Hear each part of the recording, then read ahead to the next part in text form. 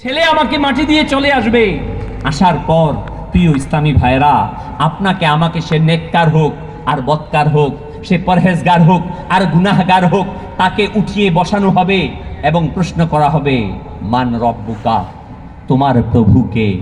প্রিয় ইসলামী ভাইরা, যদি আপনি যদি নেককার হয়ে থাকি, আপনি যদি আমার রব তাবারক ওয়া তাআলার নির্দেশনাকে মেনে থাকি, যদি আমার রব তাআলা যে নির্দেশ দিয়েছেন নামাজকে আদায় করার জন্য, আমি যদি নামাজকে আদায় করে থাকি, তাহলে আমি বলতে পারবো রব্বি আল্লাহ।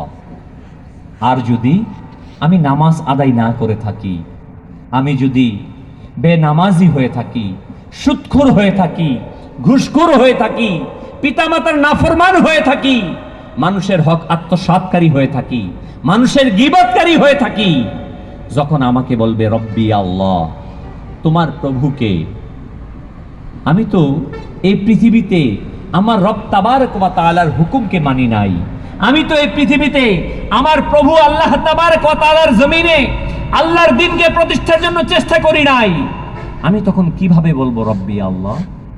আমার প্রভুকে? যে গুনাহগার, বেনামাজি, সুন্নত থেকে মুখ ফিরিয়ে নেওয়া ব্যক্তি বলবে হায় হাতা, হায় হাতা, লা আদরি, আমি জানি না, আমি জানি না। দ্বিতীয় প্রশ্ন করা হবে, ওয়ামা দীনুকা, তোমার দিন কি? প্রিয় ইসলামী ভাইরা, আমরা ছোট্ট সময় থেকে এই বয়ানগুলো শুনে আসছি। সাহাবায়ে কেরামের অভ্যাস কি ছিল জানেন? হাদিসে পাকে আসছে, রাসূল আকরাম সাল্লাল্লাহু আলাইহি ওয়াসাল্লাম ইরশাদ করেন, তোমরা তোমাদের সন্তানদেরকে কবরের প্রশ্নের পুনরাবৃত্তি শিখাও। সাহাবায়ে কেরাম তাদের সন্তানদেরকে এই কবরের প্রশ্নগুলোকে বারবার শিখাতেন, বারবার পুনরাবৃত্তি করাতেন। মান রব্বুকা, রব্বি আল্লাহ, ওয়া মা দীনুকা, দীন আল ইসলাম, এমনই ভাবে পুনরাবৃত্তি করাতেন। আর প্রিয় ইসলামী ভাইরা, দ্বিতীয় প্রশ্ন যখন করবে, ওয়া মা দীনুকা, তোমার দিন কি? প্রিয় ইসলামী ভাইরা, আজকে আমি দুনিয়াতে থেকে, হায়াতের মধ্যে থেকে আমি যেমন খুশি তেমন ভাবে চলছি। কিছুটা ইসলামের সিস্টেম নেই, কিছুটা অমুকের সিস্টেম নেই, ঠিক না? আমার সুবিধা হয়তো ইসলাম নেই, তো সুবিধা হয়তো হিন্দুদের অনুসরণ করি, সুবিধা হয়তো খ্রিস্টানকে অনুসরণ করি, সুবিধা হয়তো কমিউনিজমকে অনুসরণ করি, সুবিধা হয়তো সুদকে গ্রহণ করি। যেমন খুশি যখন যেমনটা আসে তেমনটা আমি গ্রহণ করি। প্রিয় ইসলামী ভাইরা, কবরের দ্বিতীয় প্রশ্ন হবে, ওয়ামা দীনুকা, তোমার দিন কি? আমি আমার হায়াতে জিন্দেগির প্রতিটি মুহূর্তে আমি কি দ্বীনে ইসলামের উপর সুপ্রতিষ্ঠিত ছিলাম কিনা? যদি আমি থেকে থাকি, তাহলে আমি তখন অনায়াসে বলতে পারবো রব্বি আল্লাহ, আমার দিন হচ্ছে দীন আল ইসলাম। প্রিয় ইসলামী ভাইরা, আর যদি আমি এই দুনিয়াতে দ্বীনে ইসলামের উপর সুপ্রতিষ্ঠিত ছিলাম না, যখন মনে চেয়েছে আমি যেখানে খুশি সেখানে চলে গিয়েছি, ফ্রেন্ড সার্কেলের সাথে কখনো গিয়ে বিভিন্ন পূজায় শরীক হয়েছি, কখনো বা মদের আসরে গিয়েছি, বেহায়াপনা করেছি, দ্বীনে ইসলামকে পরোয়া করি নাই। আরে ইসলাম এটা হলেও চলে, এটাও হলে চলে। অনেকে বলে না যে এটাও হলে চলে, এটাও হলে চলে না। কবরের মধ্যে কোনো দিন সম্পর্কে উত্তর দিলে আপনার কোনো কাজ হবে না, যদি আপনি আপনার হায়াতে জিন্দেগিতে, জীবনের প্রতিটি পদক্ষেপে, আপনার ছোট্ট সময় থেকে নিয়ে সারা জীবন দ্বীনে ইসলামের উপর চলে থাকেন, তখন আপনি বলতে পারবেন দীন আল ইসলাম। হ্যাঁ প্রিয় ইসলামী ভাইরা, দেখুন আমাদের অভ্যাসটা কেমন হয়েছে। একটা অতি বাস্তব কথা শুনুন, আমি যখন পৃথিবীতে এসেছি, আপনি যখন পৃথিবীতে এসেছেন, মায়ের গর্ভ থেকে পৃথিবীতে আসার পর আমার এক কানে আজান দিয়েছে, আরেক কানে একামত দিয়েছে, ঠিক না ভাই? দিয়েছে কিনা? আপনাদের দিয়েছে না? অনেকের দেয় নাই। কার কার দেয় নাই? কার কার দিয়েছে? সবার কানে দিয়েছে। আজান দিয়েছে কিনা? মুখ দিয়ে বলেন, দিয়েছে কিনা? দিয়েছে। আজান দিয়েছে, একামত দিয়েছে। আমি যখন অসহায় ছিলাম, শরীরের মধ্যে শক্তি ছিল না, অসমর্থ ছিলাম, তখন আমার কানের মধ্যে আজান দেওয়া হয়েছে। আস্তে আস্তে বড় হলাম, শরীরের মধ্যে শক্তি আসলো, যুবক হলাম, বুঝের হলাম, ছোটবেলায় মক্তবে যেতাম, নামাজও পড়তাম, ঠিক না? স্কুল শেষ হলো, কলেজে গেলাম, আস্তে আস্তে আল্লাহর নাফরমানি শুরু করলাম। শরীরে যখন শক্তি আসলো, আস্তে আস্তে নাফরমানি শুরু হলো। পকেটে টাকা আসতেছে, আরো আস্তে আস্তে নাফরমানি বাড়তেছে। দেখেন প্রিয় ভাই, এই নাফরমানি করতে করতে, বেহায়াপনা করতে করতে আবার যখন আমি বুড়া হলাম, অসহায় হয়ে গেলাম, শক্তিহীন হয়ে গেলাম, আমার মৃত্যু হলো, তখন আবার আমাকে ওই ইসলামের পদ্ধতিতে কাফনের কাপড় পরিয়ে, জানাজা পরিয়ে আমার লাশটাকে কবরের মধ্যে রাখছে, বলতেছে মিনহা খালাকনাকুম ওয়া ফিহা নুঈদুকুম ওয়া মিনহা নুখরিজুকুম তারাতান উখরা। ঠিক না ভাই? আমি যখন অসহায় ছিলাম, আবার অসহায় হব, তখন ইসলামের প্র্যাকটিস করি। আর যখন শরীরে শক্তি আছে, আমি যুবক, আমি নওজোয়ান, আমার পকেটে টাকা আছে, তখন আল্লাহ তাআলার নাফরমানি করি, আল্লাহ তাআলার জমিনের মধ্যে ফেসাদ সৃষ্টি করি, কারো প্রতি জুলুম করি, নামাজকে সঠিকভাবে আদায় করি না। মাহে রমজান অতিবাহিত হয়, আল্লাহর প্রদত্ত শক্তি দিয়ে আল্লাহ তাআলার নাফরমানি করে রোজাকে আমি কাজা করি।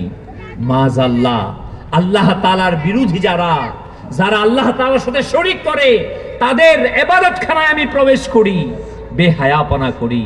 প্রিয় ইসলামী ভাইয়েরা, যখন আপনাকে আমাকে কবরের মধ্যে দ্বিতীয় প্রশ্ন করা হবে, ওয়ামা দীনুকা, তোমার দিন কি? যে ব্যক্তি তার হায়াতে জিন্দেগিতে দ্বীনে ইসলামকে অ্যাপ্লাই করেছে, নবী সাল্লাল্লাহু আলাইহি ওয়াসাল্লামের সুন্নতে কারিমাকে নিজের জীবনে বাস্তবায়নের জন্য প্রচেষ্টা চালিয়েছে, সে বলবে, আরে তুমি আমাকে জিজ্ঞাসা করছো দিন কি? আমি তো এই দিনের জন্য কত অপমানিত হয়েছি, ইসলামের জন্য কত চেষ্টা করেছি, আমি সাদায়ে মদিনা দিয়েছি, ফজরের সময় জাগিয়েছি, আমি তো ফায়জানের সুন্নাত নিয়ে রাস্তার মোড়ে মোড়ে দাঁড়িয়ে দ্বীনে ইসলামকে প্রতিষ্ঠা করার জন্য দর্শ দিয়েছি, বয়ান করেছি। তুমি আমাকে জিজ্ঞাসা করছো দিন কি? আরে আমার দিন হচ্ছে দিন আল ইসলাম। আর যে ব্যক্তি নাফরমানি করবে, গুনাহগার হবে, তার মুখ দিয়ে বের হবে হায়হাতা, হায়হাতা লা আদরি, আমি জানি না, আমি জানি না, আমি জানি না। সর্বশেষ প্রশ্ন করা হবে, রাসূল আকরাম নূরে মুজাসসাম সাল্লাল্লাহু আলাইহি ওয়া আলিহি ওয়াসাল্লামের জালওয়া আফরোজ হবেন, তার চেহারায় আনোয়ারকে কবরে দেখানো হবে, কিংবা পর্দাকে উঠিয়ে দেওয়া হবে, সরকার সাল্লাল্লাহু আলাইহি ওয়াসাল্লামের চেহারায় আনোয়ারকে দেখিয়ে বলা হবে, মা কুনতা তাকুলু ফি হাক্কি হাযার রাসূল, তুমি এই ব্যক্তি সম্পর্কে কি ধারণা করতে? আল্লাহ নবী সাল্লাল্লাহু আলাইহি ওয়াসাল্লাম কবরের মধ্যে হাজির থাকবেন, আর বলা হবে এই ব্যক্তি সম্পর্কে কি ধারণা করতে? আরে আমি যদি আশিকে রাসূল হয়ে থাকি, আমি যদি নবীর দেওয়ানা হয়ে থাকি, নবীর নাতে রাসূল পরে যদি আমার চোখে অশ্রু ঝরিয়ে থাকি, প্রিয় ইসলামী ভাইরা, নবীর সুন্নত পাগড়ি পরিধান করে থাকি, নবীর সুন্নত দাড়ি রেখে থাকি, হায় যদি আমি আমার জীবনে নবী সাল্লাল্লাহু আলাইহি সাল্লামের মোহাব্বত করে থাকি, আমি হয়তোবা তখন বলবো, আরে ফেরেশতা, আমাকে জিজ্ঞাসা করছো এই ব্যক্তি কে?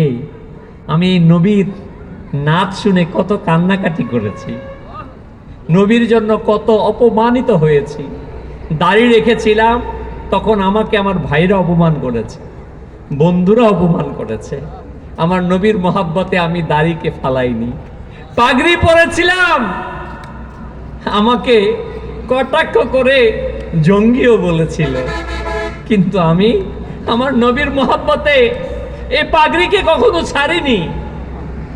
আমার প্রতিবেশীরা কত কটাক্ষ করেছে, দাড়ি রেখেছি, যুবক বয়সে যখন হয়েছে আমাকে বৃদ্ধ বলতো, অল্প বয়সে দাড়ি খালপারে বাড়ি বলে কটাক্ষ করেছে। আমার নবীর মোহাব্বতে আমি চোখে অশ্রু ঝরিয়েছি, কিন্তু নবীর সুন্নতকে ছাড়িনি। আমাকে কত কষ্ট দিয়েছে, খারাপ কথা বলেছে, কিন্তু আমি আমার নবীর সুন্নতকে ছাড়িনি। আমার এই নবীর মোহাব্বতে কত রাতে জেগে আমি নাত শরীফ পাঠ করেছি, আমি কেঁদেছি নবীর মোহাব্বতে। প্রিয় ইসলামী ভাইয়েরা, আমি যদি নবী সাল্লাল্লাহু আলাইহি ওয়াসাল্লামকে চিনতে পারি, বলতে পারি হাযা মুহাম্মাদুর রাসূলুল্লাহ সাল্লাল্লাহু আলাইহি ওয়াসাল্লাম। আমার দয়ালু আকা যদি আমাকে কোলে তুলে নেন, আমাদের বেড়া পার হয়ে যাবে। আর একটু কল্পনা করুন, একটু চিন্তা করুন, আমি যদি দাড়ি মুন্ডনকারী থাকি, দাড়ি শেভ করা থাকে, আমার মৃত্যু চলে আসে, আমার কবরের মধ্যে যদি আমার দয়ালু আকা আসে, আর আমার নবী যদি আমাকে বলে এটা তো আমার আশিকের চেহারা না, এটা তো আমার দেওয়ানার চেহারা না, আমার নবী যদি আমার কাছ থেকে মুখকে ফিরিয়ে নেয়, আমি কিভাবে মুখ দেখাবো? আমি কিভাবে ওই কবরের মধ্যে আমি নাজাত পাবো? কিভাবে মুক্তি পাবো? না না, এটা যেন না হয়।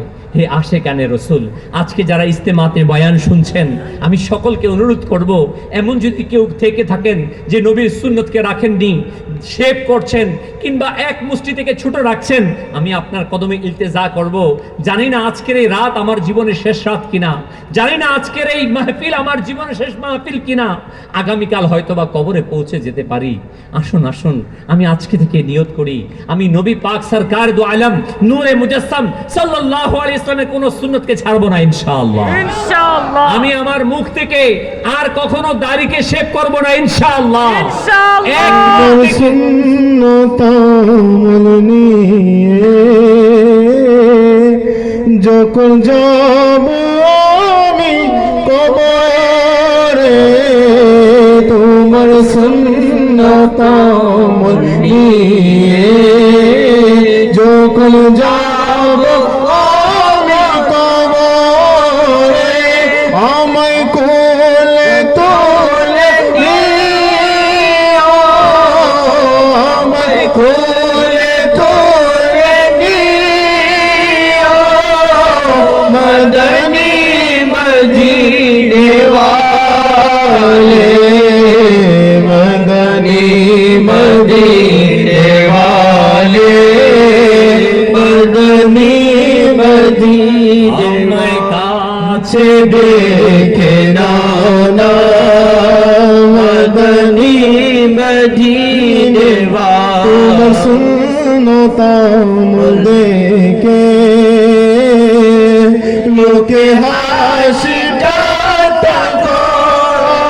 रे, তোমার সুন্নত আমল দেখে সবাই হাসি ঠাট্টা করে, ইয়া নবী সবর দাও, ইয়া নবী সবর দাও, মদনী মদিনে वाले, मदनी मदीने वाले, मदनी मदीने वाले, मदनी मदीने वाले, मदनी मदीने ভাইরা, হ্যাঁ বাস্তবিকই বর্তমানে সুন্নতের উপর আমল করা অত্যন্ত কঠিন হয়ে গেছে।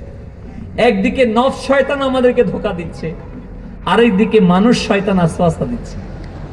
একদিকে পরিবার থেকে তিরস্কার করা হয়, বন্ধু মহল থেকে তিরস্কার করা হয়। হ্যাঁ, আপনি যখন ভালো পথে চলবেন, নেকির পথে চলবেন, বিভিন্ন জায়গা থেকে পেরেশানি আসবে। রাসূল আকরাম নূরে মুজাসসাম সাল্লাল্লাহু আলাইহি ওয়াসাল্লাম ইরশাদ ফরমান, শেষ জামানায় এমন একটি সময় আসবে, মানুষ তার পরিবারের জন্য গুনাহ করবে, তার মায়ের জন্য গুনাহ করবে, তার ভাইয়ের জন্য গুনাহ করবে, তার স্ত্রীর জন্য গুনাহ করবে, তার সন্তানের জন্য গুনাহ করবে। যখন সে অল্প রুজি করবে, হারাম রুজি করবে না, অল্প রুজি হবে, তখন তার পরিবার থেকে তাকে তিরস্কার করা হবে। মা তিরস্কার করবে, বাবা তিরস্কার করবে, ভাই তিরস্কার করবে, তখন সে বাধ্য হবে হারাম উপার্জন করতে। আজকে তেমনটি হয়ে যাচ্ছে। কেউ যদি হালাল উপার্জনে অল্প করতে চায়, সবার মুখ কালো হয়ে যায়। বাস টাকা দরকার, টাকা দরকার, পয়সা দরকার। কিন্তু না প্রিয় ইসলামী ভাইরা, মনে রাখবেন, এই পৃথিবীতে আপনি একা এসেছেন, এই পৃথিবীতে থেকে একা যাবেন। আমি পৃথিবীতে একা আসছি, পৃথিবী থেকে একা যাব। ওই কবরের মধ্যে আমার দয়ালু আকা আসবেন, আমাকে ওই প্রশ্নের উত্তর দিতে হবে। অতএব আমাদেরকে উচিত হবে যেন আমি নেক আমল করি, দুনিয়ার কোনো কিছুকে পরোয়া না করি, ইসলাম আমাকে যেভাবে বলেছে সেভাবে করি। হ্যাঁ হ্যাঁ, শুনুন শুনুন, যখন কোনো ব্যক্তি ওই কবরের 3টি প্রশ্নের উত্তর জেনে সঠিকভাবে দিতে পারবে, বলা হবে, অদৃশ্য থেকে আওয়াজ আসবে, এই ব্যক্তি সফল কাম হয়ে গেছে, কামিয়াব হয়ে গেছে। তখন ওই ব্যক্তির জন্য প্রথম কিতাবের মধ্যে আসছে, প্রথমে তার জন্য জাহান্নামের দিকে একটি জানালা খোলা হবে, সেখান থেকে প্রচন্ড আযাব সে দেখবে, সাথে সাথে সে দরজাকে জানালাকে বন্ধ করে দিবে। বলা হবে, তুমি যদি এই প্রশ্নের জবাব আজকে না পারতে তাহলে তোমাকে জাহান্নামে দেওয়া হতো। অতঃপর তার জন্য জান্নাতের দরজা খুলিয়ে দেওয়া হবে, জান্নাতের নিয়ামত তার কবরের মধ্যে আসতে থাকবে। আর যে ব্যক্তি প্রশ্নের উত্তর দিতে পারবে না, জবাব দিতে পারবে না, প্রথমে তার জন্য কবরের মধ্যে জান্নাতে একটি জানালা খোলা হবে, সাথে সাথে বন্ধ করে দেওয়া হবে। বলা হবে, তুমি যদি আজকে প্রশ্নের উত্তর পারতে তাহলে তোমার জন্য জান্নাত ছিল, তুমি যেহেতু পারোনি, তোমার জন্য এই জাহান্নাম। তখন তার জন্য জাহান্নামের জানালা খুলে দেওয়া হবে। প্রিয় ইসলামী ভাইরা, আপনি নিজে সিদ্ধান্ত নিন। আমি আজকে নিজে সিদ্ধান্ত নেই, আমি কোনটা চাই। আমি যদি জান্নাতকে পেতে চাই তাহলে আমাকে দুনিয়াতে কষ্ট করতে হবে, হালাল পন্থায় চলতে হবে, নেকির দিকে চলতে হবে, নামাজকে আদায় করতে হবে, গুনাহ থেকে বাঁচতে হবে, পিতা মাতার নাফরমানিকে ছেড়ে দিতে হবে। আলহামদুলিল্লাহ আলহামদুলিল্লাহ আলহামদুলিল্লাহ, দাওয়াতে ইসলামী আজ এটাই চাচ্ছে যেন প্রতিটি মুসলমান নেককার হয়ে যায়। দাওয়াতে ইসলামী আজ এটাই চাচ্ছে যেন প্রতিটি মুসলমান আশিকে রসুল হয়ে যায়, নিজের সুন্নতের উপর আমল করে। প্রিয় প্রিয় ইসলামী ভাইয়েরা, আজ আমরা অত্যন্ত পেরেশানিতে আছি। চারদিকে আজকে উত্তপ্ত, চারদিকে গরম। শুধু না বাংলাদেশ, সারা পৃথিবীতে আজ তাপমাত্রা বেড়েই চলেছে। আমরা কি কখনো প্রিয় আকা সাল্লাল্লাহু আলাইহি ওয়াসাল্লামের হাদিসে কারিমার দিকে নজর দিয়েছি? কখনো কি আমরা কোরআনুল কারীমের মধ্যে নজর দিয়েছি? কেন এই বৈষম্য তৈরি হচ্ছে? যহরাল ফাসাদ ফিল বাররি ওয়াল বাহর, এই কেন ফাসাদ, এই সমস্যা তৈরি হচ্ছে জমিনের মধ্যে? কেন আসমানি বালা আসছে, জমিনি বালা হচ্ছে? আজকে কেন জলোচ্ছ্বাস হচ্ছে? শুনুন শুনুন, হাদিসে কারিমা মা আয়েশা সিদ্দিকা তাইয়্যিবা তাহেরা রাদিয়াল্লাহু তাআলা আনহা থেকে বর্ণিত, রাসূল আকরাম নূরে মুজাসসাম সাল্লাল্লাহু আলাইহি ওয়া আলিহি ওয়াসাল্লাম ইরশাদ করেন, যখন আমার উম্মতি গুনাহের মধ্যে ব্যাপক হার বৃদ্ধি পাবে, যখন গান বাজনা বৃদ্ধি পাবে, যখন নর্তকীর সংখ্যা বেড়ে যাবে, যখন মদ্যপায়ীর সংখ্যা বেড়ে যাবে, যখন জিনা বেড়ে যাবে, তখন এই উম্মতের উপর এমন ভাবে আযাব আসতে থাকবে, যেমনই ভাবে একটি তাসবির দানা ছিঁড়ে গেলে যেভাবে একের পর এক দানা ঝরতে থাকে, ঠিক অনুরূপ এই উম্মতের মধ্যে একের পর এক আসমানি জমিনি হাওয়াই বালা আসতে থাকবে। আজকে আমরা দেখতে পাচ্ছি ঠিক তাই। আজকে কখনো করোনা, কখনো ভূমিকম্প, কখনো জলোচ্ছ্বাস, বন্যা, খরা, উচ্চতাপ একের পর এক মানুষকে অতিষ্ঠ করে ফেলছে। একের পর এক আসমানি গজব, আসমানি বালা, জমিনি বালা আমাদেরকে আবৃত করে ফেলেছে। কেন করেছে? এই কথা হাদিসে পাকে রাসূল আকরাম সাল্লাল্লাহু আলাইহি ওয়াসাল্লাম ইরশাদ করেছে, যখন গান ব্যাপক হয়ে যাবে, শরাব ব্যাপক হয়ে যাবে, সুদ ব্যাপক হয়ে যাবে, পিতামাতার নাফরমানি শুরু করে দিবে। আজ আমরা প্রিয় ইসলামী ভাইরা গান বাজনাকে ব্যাপক করেছি। দুঃখের বিষয় হচ্ছে এটা, পরিতাপের বিষয় হচ্ছে এটা, আজকে ইসলামের নাম দিয়ে আজকে আমরা গান বাজনা করছি। আজকে মাজার শরীফের মধ্যে, মাজারের মধ্যে উরুসের নাম নিয়ে, ঢোল ডক্কর নিয়ে নর্তকী নাচিয়ে আজকে উরুস করে বেহায়াপনা করা হচ্ছে। এক তো আছে নাফরমানি, সেটা তো আছেই নাফরমানি, বেহায়াপনা সেটা তো আছেই। আজকে যে সকল আউলিয়ায়ে কামিলিন, আল্লাহর ওলিগণ এই জমিনের মধ্যে এসেছিল আল্লাহর দ্বীনকে প্রতিষ্ঠা করার জন্য, বাবা শাহজালাল ইয়ামিনী ইয়েমেন থেকে এসেছিলেন, নাসিরউদ্দিন সিপাহসালাহ আরব ভূমি থেকে এখানে এসেছিলেন আল্লাহ তাআলার জমিনে আল্লাহর দ্বীনকে প্রতিষ্ঠার জন্য। 360 আউলি এসেছিলেন এই জমিনের মধ্যে বেহায়াপনাকে ধূলিসাৎ করে দিয়ে, গান বাজনাকে ধূলিসাৎ করে দিয়ে আল্লাহ তাবারক ওয়া তাআলার জমিনে আল্লাহর দ্বীনকে প্রতিষ্ঠার জন্য। কিন্তু বড়ই পরিতাপের বিষয়, বড়ই নাফরমানির বিষয়, আজ আমরা এমন অবাধ্য হয়ে গিয়েছি, ওই আল্লাহর ওলিদের ওরস মুবারক গুলোকে আজকে বেহায়াপনা দ্বারা আজকে আমরা পূর্ণ করে দিয়েছি। আজকে সেখানে নর্তকী এনে নাচাচ্ছি, গান গাওয়াচ্ছি। আমাদের পারিবারিক অনুষ্ঠানগুলো বেহায়াপনার আখড়া হয়ে গিয়েছে। এমন কোনো বিয়ে অনুষ্ঠান আজকে হচ্ছে না, সুন্নতে খাতনা অনুষ্ঠান হচ্ছে না যেখানে আজকে বেহায়াপনা করা হচ্ছে না, গান বাজনার নর্তকী নাচানো হচ্ছে না। প্রিয় ইসলামী ভাইরা, আজ আমরা বড়ই পরীক্ষার সময় চলে আসছি। সত্যি কথা, এই যে আযাব, এই যে তাপমাত্রা, সূর্যের আলোক রশ্মি, এই যে খরা প্রচন্ড, এগুলো হচ্ছে আমাদের হাতের কামাই। হ্যাঁ, আমরা যা উপার্জন করছি আমাদেরকে তাই দেওয়া হচ্ছে। প্রিয় ইসলামী ভাইরা, এর থেকে মুক্তির একমাত্র উপায় হচ্ছে অধিক পরিমাণে ইস্তেগফার করা, গুনাহকে ছেড়ে দেওয়া, বেহায়াপনাকে ছেড়ে দেওয়া। দেখুন প্রিয় ভাই, সত্যি কথা বলতেও লজ্জা হচ্ছে, আজ আমরা এমন হয়ে গিয়েছি, আমি বিবাহ করার পর আমার স্ত্রীকে বাইকের পিছনে বেপরদায় বসিয়ে তারপর ঘোরাঘুরি করছি, অ্যাডভার্টাইজ করছি এটা আমার স্ত্রী, মোবাইলের মধ্যে ছবি উঠিয়ে আমার স্ত্রীর ফেসবুকে স্ট্যাটাস দিচ্ছি, হোটেলে খাবার খাচ্ছি, মানুষকে দেখাচ্ছি আমার স্ত্রী। আজকে এমন অসংখ্য পরিবার আছে যে পরিবার আজকে ডিভোর্স হচ্ছে। গত 2 বছরের রিপোর্ট, একটা জেলার মধ্যে বাংলাদেশের 1 বছরে 3500 ডিভোর্স হয়েছে, তালাক হয়েছে। এভারেজ যদি আমরা হিসাব করি, সারা বাংলাদেশ এভারেজে প্রায় 2 লাখের কাছাকাছি 1 বছরে তালাক হয়েছে। কয় লাখ? 2 লক্ষ ডিভোর্স, তালাক হয়েছে। কেন হচ্ছে? আল্লাহ তাআলার নাফরমানি করছি আমরা যখন বিবাহের অনুষ্ঠান আসে, আল্লাহ তাআলার শুকরিয়া জ্ঞাপন করার পরিবর্তে, আল্লাহ তাআলাকে সেজদা দেওয়ার পরিবর্তে, যে আল্লাহ তাআলা আমাকে নিয়ামত দিয়েছে, আমার ছেলের আজকে বিবাহের দিন, মাওলা তোমার শুকরিয়া, তুমি আমাকে ছেলে দিয়েছিলে, আজকে ওই ছেলেকে বিবাহ করাচ্ছি। মাওলা তুমি আমাকে মেয়ে দিয়েছিলে, ওই মেয়েকে আজকে বড় করে বিবাহ দিচ্ছি, তোমার শুকরিয়া। 2 রাকাত নফল নামাজ পড়া, সদকা করা, তা না করে আমি গায়ে হলুদ অনুষ্ঠান করে এলাকার মানুষকে সাথে নিয়ে নর্তকী নাচাচ্ছি, গান গাচ্ছি, বেহায়াপনা করছি। যেখানে আল্লাহর শুকরিয়া জ্ঞাপন করার কথা ছিল, সেখানে আল্লাহ তাআলার বিরুদ্ধে যুদ্ধ ঘোষণা করছি।